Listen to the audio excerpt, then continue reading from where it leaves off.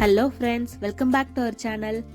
இன்னைக்கு நம்ம சேனலில் என்ன வீடியோ பார்க்க போகிறோன்னா, ரொம்ப சிம்பிளாக வீட்டில் இருக்க இன்க்ரீடியன்ஸ் வச்சு செய்யக்கூடிய மஷ்ரூம் நூடுல்ஸ். எப்பவும் ஹோட்டல்லே வாங்கி சாப்பிட்ருப்போம், இந்த வாட்டி வீட்டில் செஞ்சு பார்க்கலாம். குழந்தைங்கள்லேருந்து பெரியவங்க வரைக்கும் எல்லாருக்குமே ரொம்ப பிடிக்கும். வாங்க எப்படி பண்ணுறதுன்னு பார்க்கலாம். ஒரு பாத்திரம் எடுத்துக்கோங்க, அதில் தண்ணி நல்லா சுட வச்சுட்டு ஒரு ஸ்பூன் அளவுக்கு சால்ட் ஆட் பண்ணிக்கோங்க. 2 ஸ்பூன் அளவுக்கு ஆயில் ஆட் பண்ணிக்கோங்க. ஆயில் ஊற்றி வேக வச்சோன்னா நூடுல்ஸ் வந்து ஒன்னோட ஒன்று ஒட்டாமல் குலையாமல் நல்லா தனித்தனியாக பிரிஞ்சு வேகும்.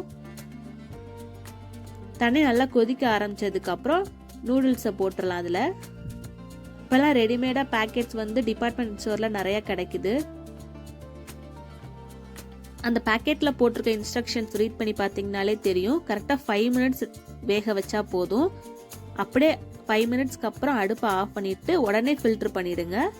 ஃபில்ட்ரு பண்ண உடனே நார்மல் வாட்டர், நம்ம சில் வாட்டர் இருக்கும்ல, அதை கொஞ்சம் மேலே ஊற்றி விட்டுருங்க. அப்போ தான் அது வந்து ரொம்ப ஓவர் குக் ஆகாமல் கரெக்டாக இருக்கும். ஓவர் குக் ஆயிடுச்சுன்னா ரொம்ப குழஞ்சிடும். நெக்ஸ்ட் ஒரு கடாய் எடுத்துக்கோங்க. அதில் ஆயில் ஒரு 3லேருந்து 4 ஸ்பூன் அளவுக்கு ஆட் பண்ணிக்கோங்க. தென் பூண்டு ஒரு 4லேருந்து 5 பூண்டு பொடி பொடியாக கட் பண்ணி அதுவும் ஆட் பண்ணிக்கிறேன். பூண்டு எண்ணெயில் தாளிக்கிற ஸ்மெல்லே ரொம்ப நல்லாயிருக்கும்.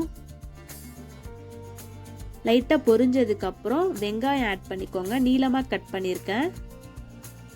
வெங்காயம் வந்து ஆப்ஷனல் தான், உங்களுக்கு வேணும்னா ஆட் பண்ணிக்கோங்க.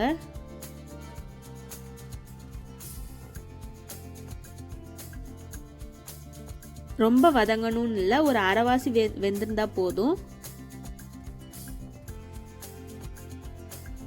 நெக்ஸ்ட் குடமிளகா ஆட் பண்ணிக்கிறேன். கிரீன் கேப்சிகம் ஆட் பண்ணுறேன். ரெட் எல்லோ எது கிடைச்சாலும் அதுவும் சேர்த்து ஆட் பண்ணிக்கோங்க, நல்லா கலர்ஃபுல்லாக இருக்கும். நெக்ஸ்ட் முட்டைக்கோஸ் நீளமாக கட் பண்ணி அதுவும் ஆட் பண்ணிக்கிறேன்.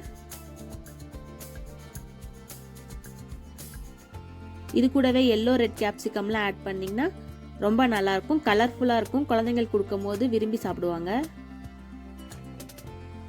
இதுவும் ரொம்ப வேகணும்னு இல்லை, ஒரு ஹாஃப் குக் ஆனாலே போதும்.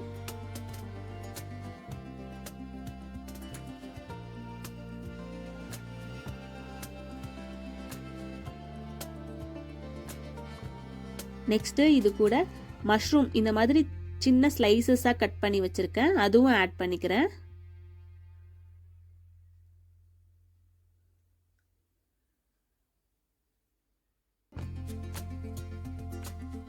நல்லா மிக்ஸ் பண்ணி விட்டுக்கோங்க. தண்ணி எதுவுமே ஊற்ற தேவையில்லை, அந்த மஷ்ரூம்ல இருந்து வர தண்ணியிலே நல்லா வெந்துடும்.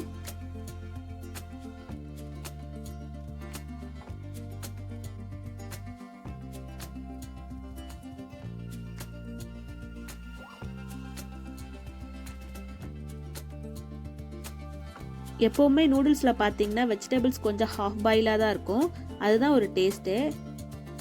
இதுக்கு தேவையான சால்ட்டு மட்டும் இப்போ ஆட் பண்ணிக்கலாம். ஒரு 2 டேபிள் ஸ்பூன் அளவுக்கு ஆட் பண்ணிக்கோங்க.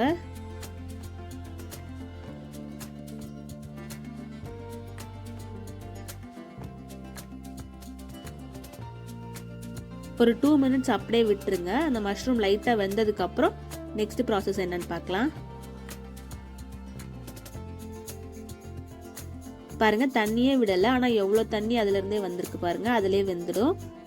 நெக்ஸ்ட் பெப்பர் பவுடர் 1 ஸ்பூன் அளவுக்கு ஆட் பண்ணிக்கோங்க.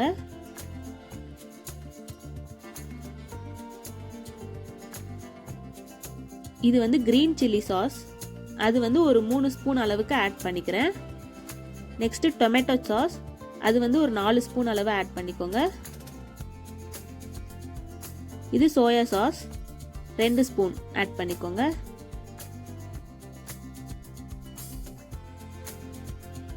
எல்லாமே சேர்த்து நல்லா மிக்ஸ் பண்ணி விட்டுக்கோங்க. ஒரு 2 மினிட்ஸ் அப்படியே வதக்கிக்கலாம்.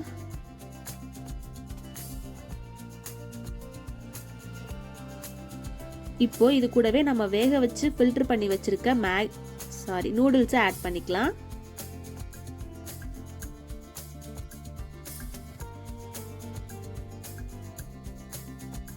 நல்லா கிளறி விட்டுக்கோங்க. அடியிலிருந்து எடுத்து மிக்ஸ் பண்ணி விட்டுக்கோங்க.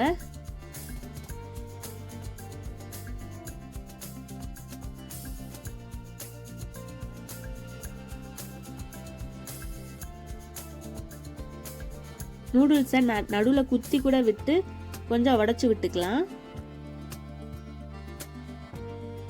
அப்பதான் நம்மளுக்கு கிண்டுறதுக்கு கொஞ்சம் ஈஸியா இருக்கும். நல்லா அடி விட்டு நல்லா கிண்டி விட்டுக்கோங்க. எல்லா சைடுமே அது ஸ்ப்ரெட் ஆகுற மாதிரி, அந்த மசாலா படுற மாதிரி நல்லா மிக்ஸ் பண்ணி விட்டுக்கோங்க.